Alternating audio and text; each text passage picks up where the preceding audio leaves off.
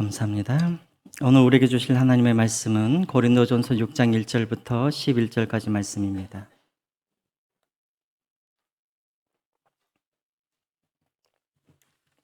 고린도전서 6장 1절부터 11절까지 말씀입니다.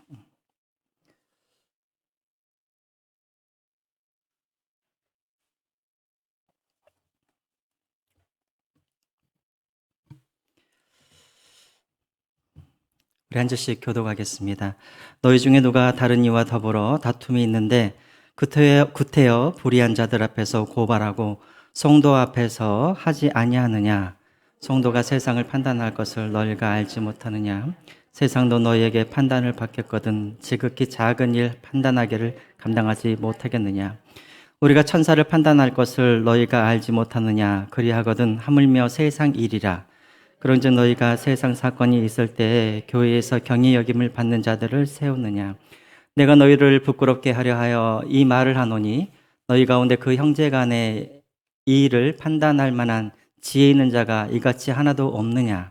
형제가 형제와 더불어 고발받을 뿐더러 받지 않는 자들은 너희가 피차 고발함으로 너희 가운데 이미 뚜렷한 허물이 있나니 차라리 불의를 당하는 것이 낫지 아니하며 차라리 속는 것이 낫지 아니하냐.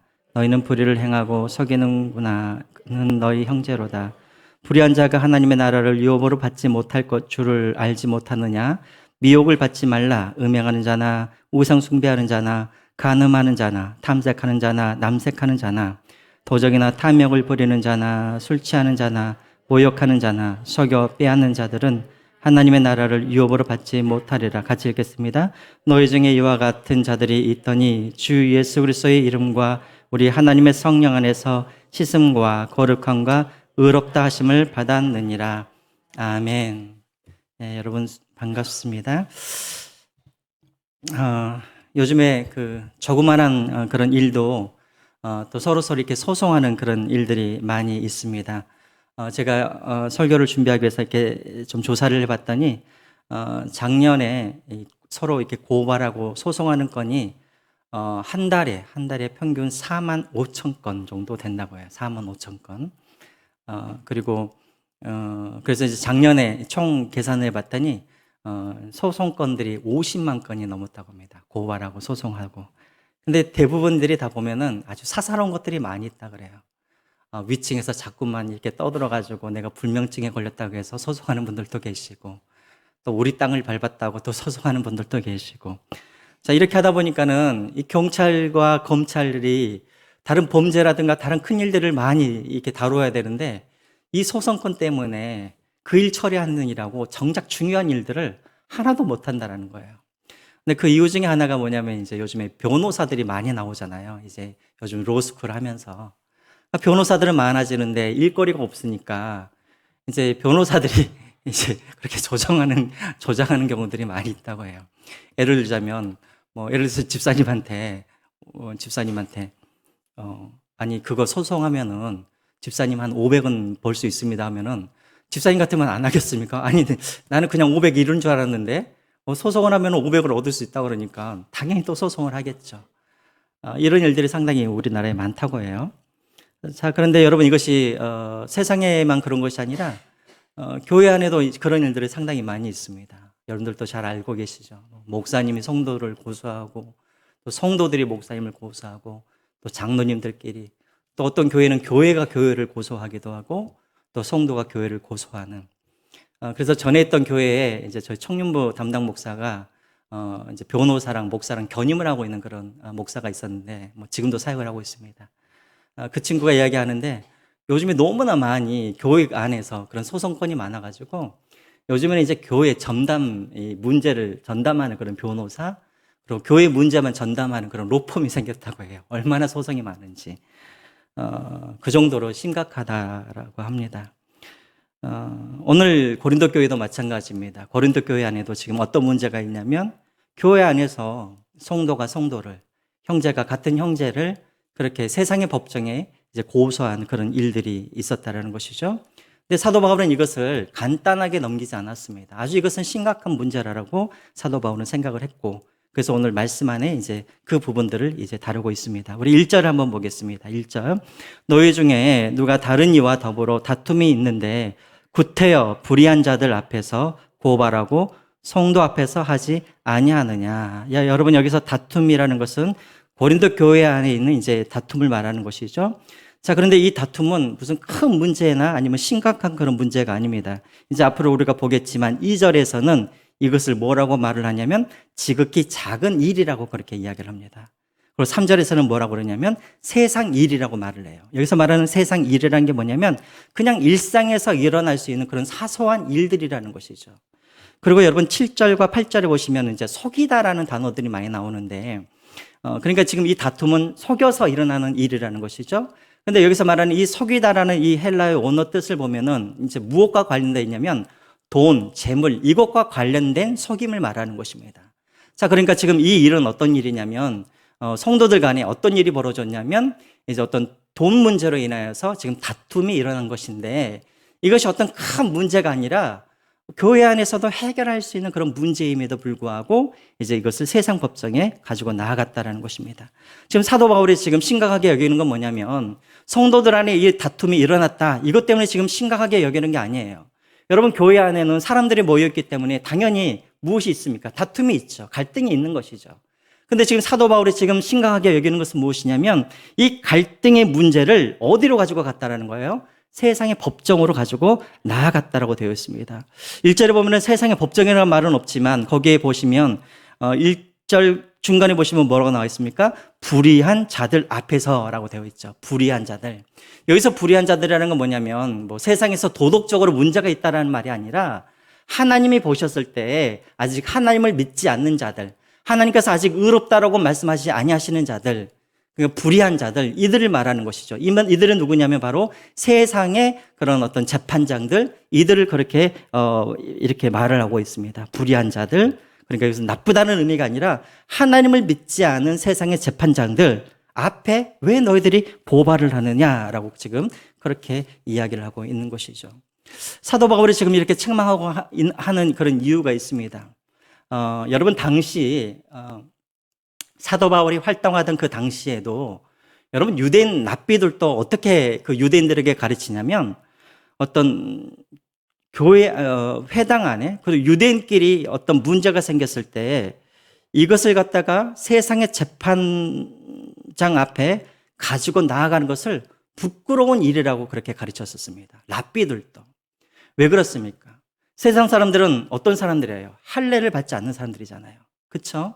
세상 사람들은 하나님도 믿지 않는 사람들이고 그들은 우상 숭배를 하는 사람들이기 때문에 그때 당시 랍비들도 유대인들에게 너희들의 문제를 가지고 세상의 법정 앞에서 쓰는 것은 부끄러운 일이라고 그렇게 가르쳤다라는 것이죠. 근데 여러분 사도 바울은 지금 왜 화가 났냐면 물론 이것 때문은 아니겠죠. 이것 때문이라고 그렇게 확신할 수 없지만 봐라 유대인들도 랍비들도 자신들의 문제를 가지고 세상에 나아가는 것을 부끄럽게 여기는데 예수님을 믿지 않는 그들도 그렇게 생각은 하는데 예수 그리스도를 믿는 너희들은 어떻게 유대인들도 하지 아니하는 그런 부끄러운 일들을 너희들도 그렇게 하느냐라고 지금 이렇게 그들이 이야기를 하고 있다라는 것입니다. 자, 그러면 왜 우리는 세상의 법정에 우리가 가지고 나아가면 안 되는가? 우리들의 문제를 2절과 3절에 그 이유가 나와 있죠. 여러분 2절을 한번 보겠습니다. 2절 제가 읽겠습니다. 성도가 세상을 판단하는 것을 너희가 알지 못하느냐? 세상도 너희에게 판단을 받겠거든 지극히 작은 일 판단하기를 감당하지 못하겠느냐라고 말을 합니다. 지금 사도 바울은 지금 이런 문제가 일어나는 이유가 어디에서 찾고 있냐면 성도들이 자신들이 누구인지를 지금 모르고 있다라는 것이죠. 자, 그래서 2절과 3절에 너희들이 누구인지에 대해서 사도 바울이 말을 하는데 2절에 뭐라 그럽니까? 너희들은 세상을 뭐 하는 사람들이라는 거예요. 세상을 판단할 사람들이라고 그렇게 지금 이야기를 하고 있습니다. 여러분 이 말은 무슨 말이냐면 마지막 때가 되어지면 우리 그리스도인들은 어떤 일을 하게 되어지냐면 바로 예수 그리스도와 함께 이 마지막 때에 세상 사람들을 재판하고 심판하는 그런 일들을 마지막 때에 우리가 그 일을 한다고 되어 있습니다. 한번 더 확인해 볼까요, 여러분? 마태복음 19장 28절에 이런 말씀이 있죠. 마태복음 19장 28절 같이 한번 볼까요? 예수께서 이르시되 내가 진실로 너에게 이르노니 세상이 새롭게 되어 인자가 자기의 영광과 보호자에 앉을 때 나를 따르는 너희도 12 보호자에 앉아 이스라엘 12지파를 심판하리라 라고 그렇게 되어 있습니다. 또 여러분 계시록 20장 4절 한번 볼까요? 계시록 20장 4절을 보면은 또 이런 말씀이 있죠. 또 내가 보호자들을 보니 거기에 앉는 자들이 있어 심판하는 본세를 맡았더라 라고 되어 있습니다. 여기서 거기에 앉아 있는 자들이 누구냐면 바로 예수 그리스도를 믿는 성도들을 말하는 것이죠. 다시 말하면 주님께서 이 땅에 다시 오셨을 때 바로 우리와 그리고 예수 그리스도가 함께 이 세상을 심판하는 그런 역할들을 우리가 감당한다라는 것입니다. 그런데 우리가 심판해야 할 그 대상들에게 오히려 우리가 가가지고 우리가 그 사람들의 판단을 받고 심판을 받는 게 이게 옳은 일이냐라고 지금 사도 바울이 이야기를 하고 있는 것이죠. 여러분 옛날에는 재판을 할 때, 사도 바울의 재판을 할 때 고린도 도시라든가 다른 그 헬라 도시 같은 경우에는요, 오늘날처럼 재판을 받을 때 어떤 재판장의 어디 그 건물 안으로 들어가 가지고 뭐 밀폐된 장소에서 재판을 받는 게 아니에요. 그때 당시에는 어디서 재판을 받냐면 아고라라고 해서 그냥 시장과 같이 그냥 넓은 광장에서 재판을 받도록 되어 있습니다. 그러니까 재판을 받을 때는 여러분 그냥 이 관련된 사람만 이렇게 모여 있는 것이 아니라 광장에서 세상 많은 사람들이 함께 그 재판장에 와가지고 그것을 보도록 그렇게 되어 있어요. 마치 시장과 같은 그런 곳에서. 그러니까 여러분 한번 생각을 해보십시오. 시장과 같은 그런 넓은 장소에서 성도가 성도들을, 형제가 형제를, 저 사람은 이런 문제가 있습니다. 저 사람은 나를 이렇게 나를 속였습니다. 라고 이렇게 말을 하면 여러분 그 모습을 보고 있는 하나님을 믿지 않는 많은 사람들이 무엇이라고 생각을 할까요? 아니, 교회는 용서와 사랑의 종교라고 하더니 저 사람들을 보니까는 전혀 사랑도 없고 용서가 없네. 이렇게 판단하지 않겠습니까? 또 어떤 사람들은 교회 안에는 저런 사사로운 문제 하나도 해결할 수 없는 그런 종교인가? 또 이렇게 판단할 수가 있는 것이죠. 결국 여러분 세상 법정에 선다라는 말은 어떤 의미를 가지고 있냐면 하나님의 영광을 가리고 교회의 영광을 가리는 그러한 어떤 의미를 가지고 있다라는 것이죠. 제가 가까이에 있는 한 분이 이제 판사가 한 분 계시는데요. 이분은 이제 교회를 원래 다니시던 분이었는데 몇 년 전에 갑자기 교회를 이제 안 다니는 일이 생겼습니다. 그분이 이제 의정부 이제 지법에서 이제 판사를 할 때였는데요. 그때 당시 이제 몇 건의 이제 교회 재판이 이렇게 있었습니다. 교회에 관련하여서. 한 목사님이 이제 교회를 이렇게 매매를 했는데, 참 이건 부끄러운 이야기지만 매매를 할 때 고문을 매매하는 것이 아니라 이제 성도들도 같이 이렇게 이제 넘겨주는 이 형식인 것이죠. 그러니까 이제 성도 한 사람당 이제 얼마씩 받기로 하고 교회를 그렇게 매매를 했습니다. 그런데 이제 그 다음에 주에 이제 그 새로운 목사님이 그 교회를 산 목사님이 갔더니 저번 주에 봤던 그 성도들이 하나도 없는 거예요. 알고 봤더니 다 서로 짜가지고 거기 앉아가지고 성도 수를 센 다음에 이걸 돈으로 해가지고 그렇게 받아가지고 그냥 도망가 버린 것이죠. 자, 그래가지고 그 문제 때문에 이제 소송이 이제 걸린 것이죠. 그 전에 있던 목사님은 아니 성도들이 교회를 다니고 싶으면 다니는 것이고 안 다니고 싶으면 안 다니는 건데 내가 무슨 책임이 있는 거냐 하면서 오히려 또 그렇게 이야기를 하고 또 교회를 사신 분은 또 당신이 나를 속였다라고 그렇게 이야기를 하고 그러니까 이제 그 판사분이 사실은 교회를 다니시는 분인데 아니 그 재판을 하면서 시험에 든 거예요. 이야기를 목사님들이신데 분명히 목사님인데 자신이 존경하던 목사님들이신데 서로가 이야기하는 걸 보면은 세상 사람들보다 더 못하고 또 그 방식이 세상에 있는 사람들보다 더 못한 방식으로 그렇게 서로 일을 처리하는 걸 보면서 이분이 정말 마음속에 하나님이 정말 계신가? 그런 회의가 느끼게 된 거예요. 그래서 그 다음 날부터 교회를 안 다니기 시작했어요. 근데 이제 다행히도 3년 전부터 이제 의정부를 떠나가지고 다른 곳에 가면서 3년 전부터 다시 이제 이 믿음을 회복해서 다시 교회를 다닌다라는 그런 소식을 여러분 들었습니다. 여러분, 이런 일들이 있다라는 것입니다.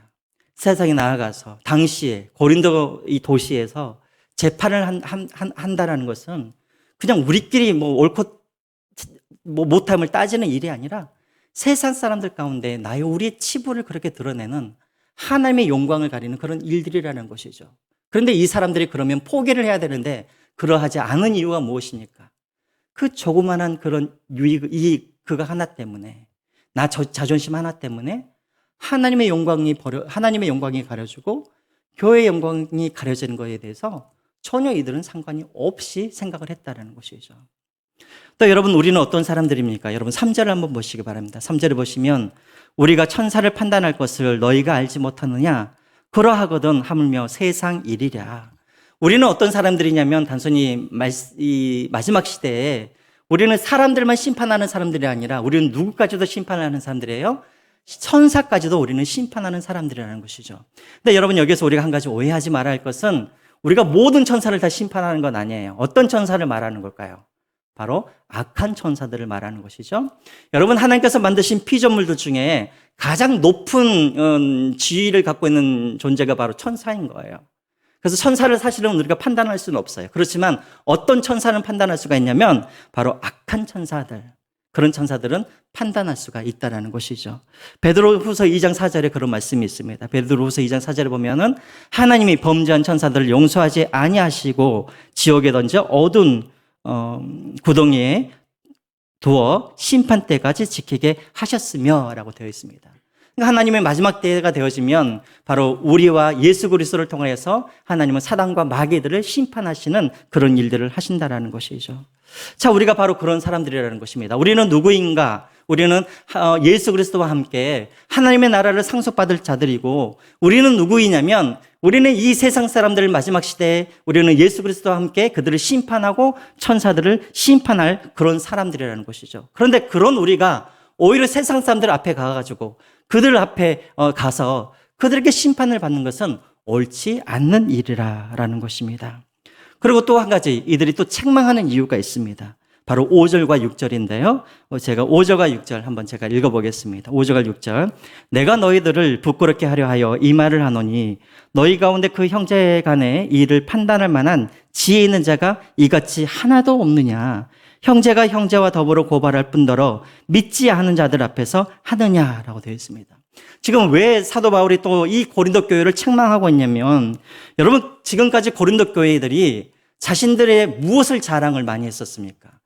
1장과 2장과 4장에 보면은 고린도 교회들이 자신들의 지식을 많이 자랑했던 사람들입니다. 자신들이 얼마나 많은 은사를 가지고 있고 자신들이 얼마나 많은 지혜를 가지고 있는지. 예를 들자면 여러분, 고린도전서 1장 5절에 보면은 그들은 언변도 뛰어나고 지식이 풍족한 사람이라고 말을 합니다. 그리고 고린도전서 1장 7절에도 모든 은사에 부족함이 없고라고 말을 하고, 또 고린도전서 4장 10절에는 스스로 지혜로운 자들이라고 그렇게 그들이 스스로를 자랑을 했다라는 거예요. 그러니까 그들은 스스로 자랑할 만큼 우리들은 이만큼 지혜가 있습니다, 우리는 이만큼 지식이 있습니다라고 그들은 늘 자랑을 하면서 그동안 무엇을 했냐면 그 지식을 가지고 내가 잘났느니 너희가 못났니 하면서 서로 당파를 짓고 바울파니 게바파니 그리스도파니 서로 팔을 나누면서 그들은 자신들의 지혜를 자랑하던 사람들이었다는 것이죠.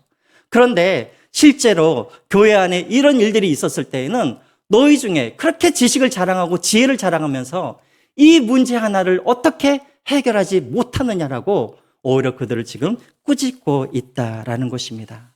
그러니까 화가 나는 거예요. 지금까지는 자신들이 지식이 있다고 지혜가 있다고 그렇게 자신들이 자랑을 했으면서 교회 안에 있는 이런 사소한 문제 하나는 해결하지 그렇게 못하면서 지식을 자랑하는 그들의 모순된 그런 모습들을 보면서 지금 사도 바울이 그들에게 지금 분노하고 있는 것이죠. 책망하고 있는 것이죠. 자, 그래서 이제 사도 바울이 해결책을 내놓습니다. 해결책을. 이제 어떤 해결책을 내놓냐면 여러분 7절을 한번 보겠습니다. 7절. 우리 7절을 한번 볼까요? 같이 한번 읽어보겠습니다. 시작. 너희가 보관함으로 너희 가운데 이미 뚜렷한 허물이 있나니 차라리 불의를 당하는 것이 낫지 아니하며 차라리 속는 것이 낫지 아니하냐. 여러분, 여기서 중요한 단어가 나오는데요. 우리 그 중간에 보면은 뚜렷한 허물이라는 단어가 나오죠. 허물. 여러분, 여기서 허물이라는 이 단어가 어떤 단어냐면 원어 성경에는 헤템이라고 나와 있는데 헤테마라는 단어를 쓰는데 원래 이 뜻은 무슨 뜻이냐면 실패하다, 패배하다 이런 뜻을 가지고 있습니다. 실패하다, 패배하다. 그러니까 원래 이 뜻은 어떤 뜻이냐면 바로 이런 말인 거예요. 너희가 서로가 서로를 고발하는 순간 너희들은 이미 뭐 했다라는 거예요? 너희들은 이미 패배하였다라는 것이죠. 아무리 너희들이 형제를 고소해가지고 너가 그 고소하고 그 소송에서 네가 이겼을지라도 그것은 이긴 것이 아니라 그것은 뭐한 거라는 거예요. 이미 너희들은 패배하고 실패한 거라는 것입니다. 여러분, 왜 사도 바울은 너희들이 패배했다라고 그렇게 말을 할까요? 여러분, 기독교의 핵심이 무엇입니까? 여러분, 십자가가 무슨 의미를 가지고 있습니까? 용서와 사랑을 상징하는 것이죠. 여러분, 우리 기독교에서 용서와 사랑을 빼버리면 남는 게 뭐가 있을까요? 기독교에서 용서와 사랑을 빼버리면 남는 것이 하나도 없는 것이죠. 기독교는 용서와 사랑을 포기해버리면 빈 껍데기와 불과합니다. 그런데 그 사랑과 용서를 포기하고 버리면서까지 형제를 고소해서 이겼다 한들 그것이 승리가 아니라는 것이죠. 그것은 패배라는 것입니다. 그래서 사도 바울이 7절 후반절에 뭐라고 말을 합니까? 차라리 불의를 당하는 것이 낫지 아니하며 차라리 속는 것이 낫지 아니하냐. 여러분, 여기서 불의를 당한다라는 말은 무슨 말이냐면 부당한 대우를 받으라는 거예요. 차라리. 그러니까 너희들이 서로를 고소해서 승리해도 그것은 패배인데, 왜냐하면 너희들은 사랑과 용서를 너희들이 행하지 아니하였기 때문에 너희들은 패배한 것인데, 그럴 바에는 차라리 너희들이 부당한 대우를 차라리 받고 차라리 너희들이 손해를 받으라는 거예요. 고소를 하지 말고. 지금 그런 의미를 이야기하고 있는 것입니다. 하나님의 영광을 위해서라면, 그리고 교회의 영광을 위해서라면 차라리 너희들이 손해를 차라리 당하고 차라리 너희들이 부당한 대우를 받으라는 것입니다. 여러분, 왜 그렇습니까? 예수님께서 그렇게 사셨잖아요. 그렇죠. 여러분, 예수님께서 십자가에 달려서 죽으셨을 때, 십자가에 달리셨을 때 예수님께서 무슨 불의한 일을 하셔가지고 예수님께서 십자가에 달리셨습니까? 아니죠. 예수님도 부당한 그런 일로 인하여서 아무 잘못도 없음에도 불구하고 예수님이 십자가에서 달리지 않았습니까? 그래서 많은 사람들은 그 십자가를 보면서 저 사람은 실패했다라고 사람들은 비난을 했지만, 여러분, 그 십자가를 통해서 어떻게 되었습니까? 많은 사람들이 하나님께로 돌아오는 그런 승리의 십자가로 바뀌지 않습니까? 여러분, 이것이 바로 기독교의 그런 원리라는 거예요. 여러분, 십자가의 원리라는 것입니다. 여러분, 기독교는 어떤 종교냐면 우리가 질 때 우리가 이기는 것이 바로 기독교라는 것입니다. 내가 손해보는 것이 내게 유익이 되는 것이 바로 기독교라는 것이에요. 그래서 여러분, 사도 바울은 로마서 12장 21절에 이렇게 말을 합니다. 여러분, 로마서 12장 21절에 뭐라고 되어 있습니까? 우리 같이 한번 읽어볼까요? 시작. 악에게 지지 말고 선으로 악을 이기라. 네. 악으로 지지 말고 선으로 악을 이기라. 여러분, 이게 말이 됩니까? 누가 악으로 나에게 악을 행하면 악으로 갚아주는 게 그게 맞는 것인데, 어떻게 악으로 나를 대하는 사람을 어떻게 선으로 내가 대할 수가 있습니까? 그런데 이것이 바로 뭐예요? 기독교 정신이라는 것이죠. 이것이 바로 십자가라는 것입니다. 지는 것이 이기는 것. 여러분, 왜 요즘에 세상 사람들이 자꾸만 우리 기독교를 자꾸만 이렇게 욕을 할까요? 그 이유가 있죠. 그 사람들은 우리에게 무엇인가를 기대하기 때문에 우리에게 욕을 하고 우리를 비난하는 것 아니겠습니까? 그렇죠? 여러분, 세상 사람들이 뭐 신천지라든가 통일교라든가 이런 사람들을 비난하는 거 보았습니까? 안 해요. 왜요? 그들은 이단이기 때문에, 그들은 기대할 것이 없기 때문에 세상 사람들은 그들에게 기대를 하지 않아요. 근데 우리를 비난한다는 말은 무슨 말이냐면, 우리는 어떤 종교로 우리는 이미 알려져 있어요. 우리는 용서의 종교고, 우리는 사랑의 종교고, 우리는 십자가를 믿는 그런 종교라는 것을 사람들이 알고 있기 때문에 세상 사람들은 우리에게 기대하는 바들이 많다라는 것이죠. 그러니까 우리를 비난하고 우리를 욕한다라는 것입니다.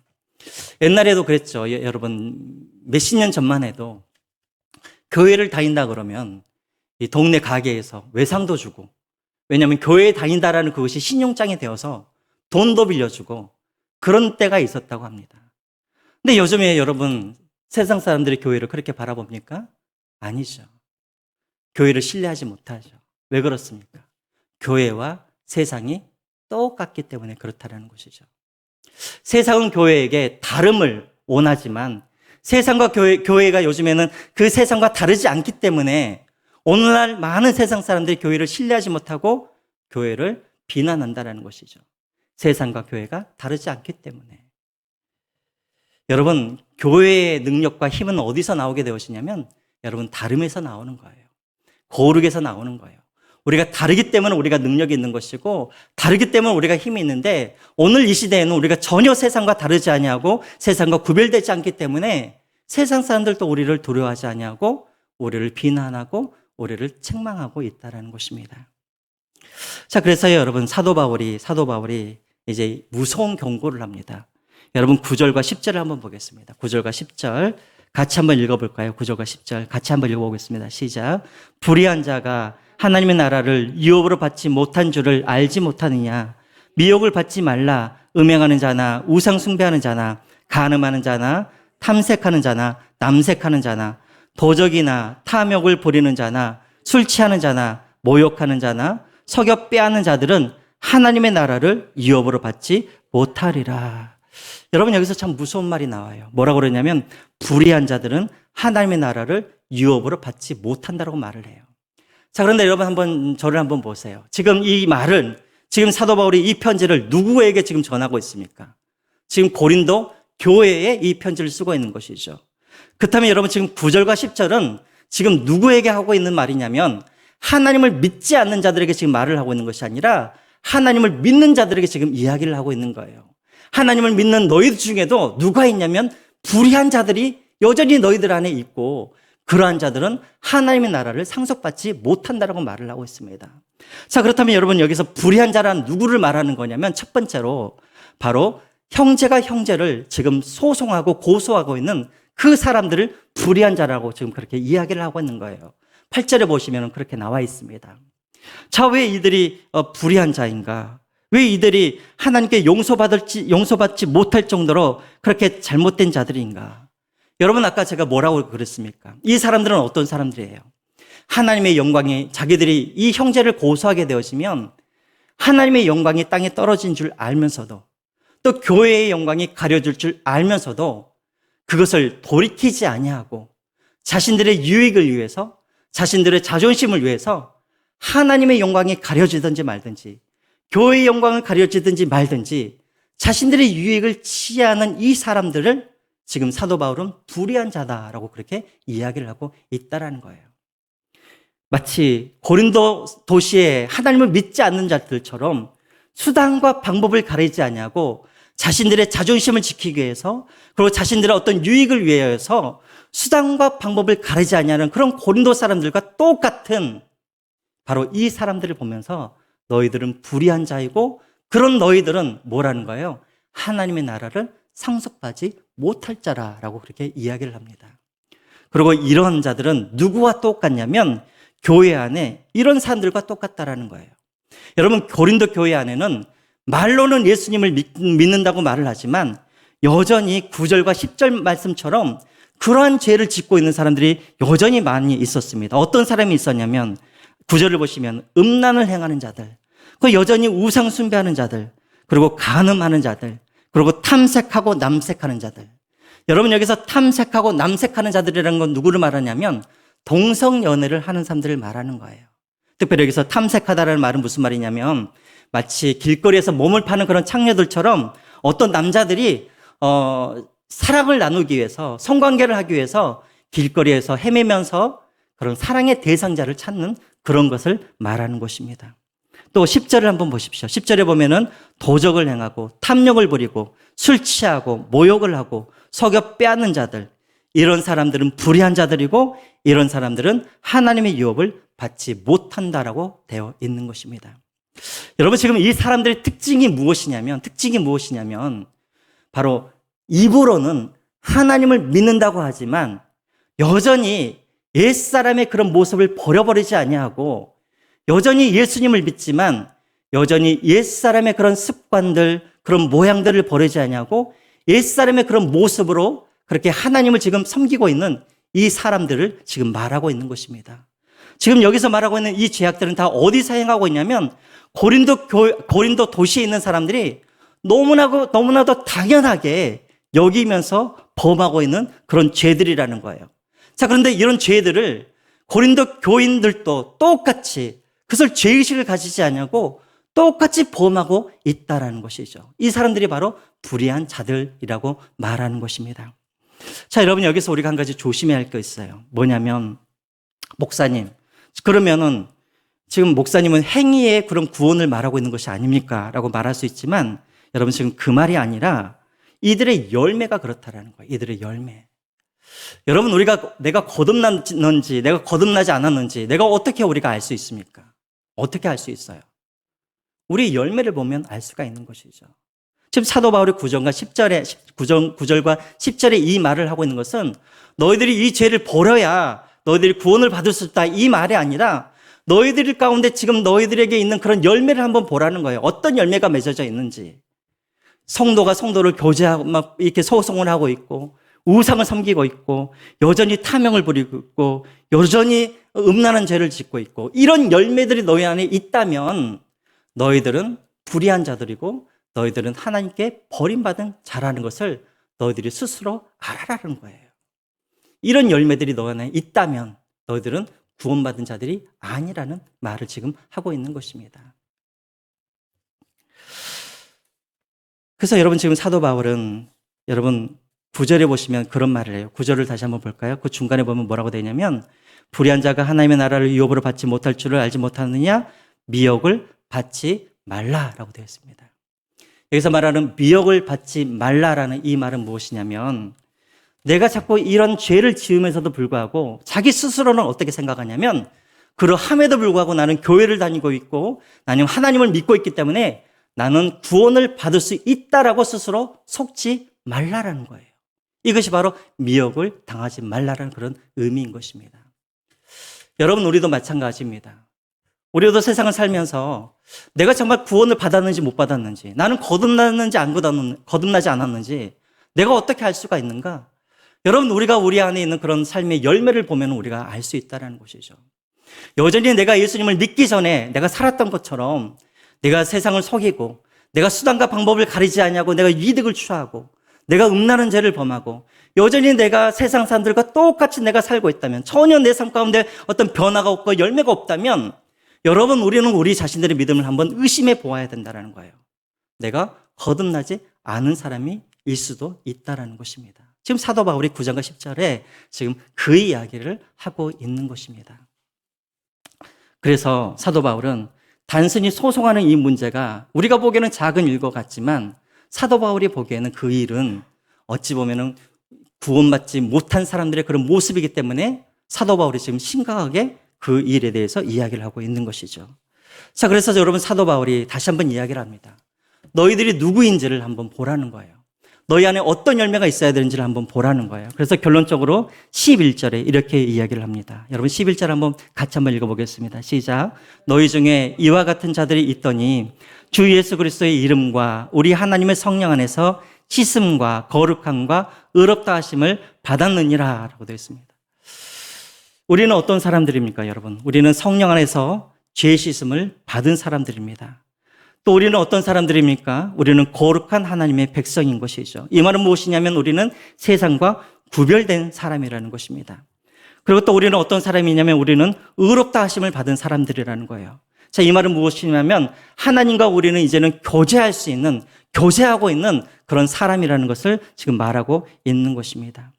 다시 말하면 사도 바울은 지금 너희들이 누구인지를 알라는 거예요. 너희들은 하나님의 백성이면 우상을 섬기거나 음란한 죄를 범하거나 형제가 형제를 고발하는 건 이것은 전혀 그리스도인이 아니라는 것이죠. 그리스도인이라는 누구냐면 바로 거룩하고 의롭다 하심을 받는 사람들이 바로 그리스도인이라는 것입니다. 다시 한번 너희들이 어떤 사람이라는 것을 다시 한번 너희들이 스스로 너희들의 정체성을 확인해 보라라고 이렇게 말을 하면서 오늘 결론을 맺게 되어집니다.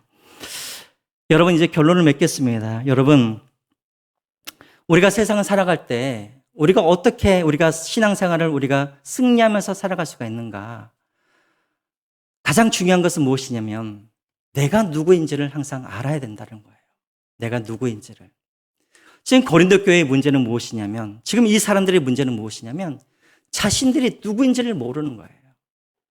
그러니까 자신들이 누구인지를 모르니까 자신들이 심판해야 그 사람들 앞에 나와가지고 오히려 자신들이 심판을 받게 되어지는 그런 어리석은 일들을 하게 된다라는 것입니다.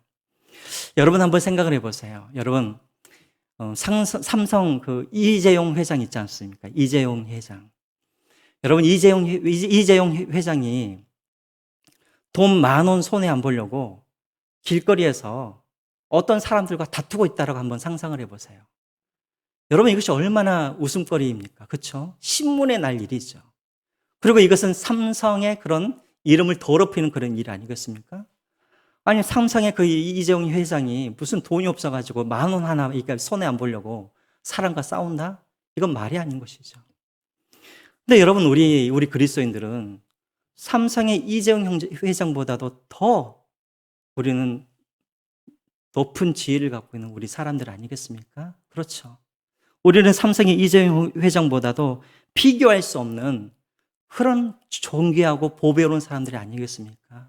그렇죠? 그래서 여러분 이사야서 43장 1절에 뭐라고 되겠습니까? 내가 너를 지명하였나니 너는 내 것이다라고 말씀하시잖아요. 여러분 우리는 하나님의 것이에요. 우리는 하나님의 자녀이고 우리는 하나님의 백성이고 우리는 예수 그리스도와 함께 하나님의 나라를 상속받을 사람들이고 우리는 마지막 시대에 우리는 예수 그리스도와 함께 이 세상을 심판할 사람들이라는 것이죠. 그런데 매일매일 살아갈 때 세상 사람들처럼 내가 오늘 무엇을 먹을까? 내가 오늘 무엇을 입을까? 무엇을 마실까? 이런 것들을 염려하고 금심하는 것은 이것은 그리스도인들이 아니라는 것입니다. 또 내가 내 어떤 물질적으로 조금 손해보지 않기 위해서 내 형제를 고소하고 또 하나님의 영광이 가려지열정 하나님의 영광이 가려지고 또 교회의 영광이 가려질지라도 나의 그 자존심 하나 내가 지키겠다고 내가 손해보지 않겠다라고 하나님의 영광을 그렇게 땅에 떨어지게 하고 하나님의 영광을 가린다면 여러분 이것이 어찌 여러분 그리스도인이라고 말할 수가 있겠습니까? 그렇죠. 우리는 하나님의 보배롭고 존귀한 주님의 자녀라는 것을 여러분 항상 여러분 기억하시기 바랍니다. 여러분 이것을 읽지 아니하시면 이것을 우리가 읽지 않고 우리가 늘 이것을 기억하면 여러분 우리의 말이 달라지고요. 우리의 생각이 달라지고요. 우리의 행동들이 달라진다는 거예요. 그런데 자꾸만 여전히 세상 사람들과 똑같이 살아가고 있다는 건 뭐냐면 아직도 내가 누구인지를 모르기 때문에 우리는 지금 그렇게 살아간다라는 것입니다. 바라고 원하기는 여러분 하나님의 영광을 위해서라면 나의 권리 포기할 수도 있고 또 부당하게 취급을 당할 수도 있고 또 손해를 당하는 것 두려워하지 아니하고 우리가 그렇게 살아갔으면 좋겠습니다. 악을 선으로 이기는 그런 참된 그리스도인으로서 살아가시는 여러분들이 되시기를 주님의 이름으로 부탁드립니다. 우리 함께 하나님 앞에 한번 기도하며 나아가겠습니다.